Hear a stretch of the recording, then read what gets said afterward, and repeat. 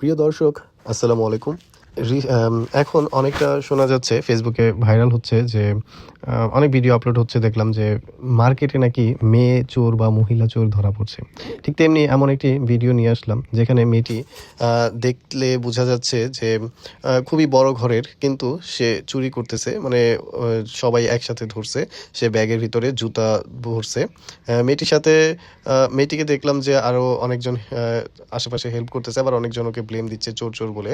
আপনারা ভিডিওটি খুব ভালোভাবে দেখুন এবং দেখে আপনারা একটু যাচাই করুন যে মেয়েটা আসলে চোর নাকি ওকে শুধু শুধু ব্লেম দেওয়া হচ্ছে।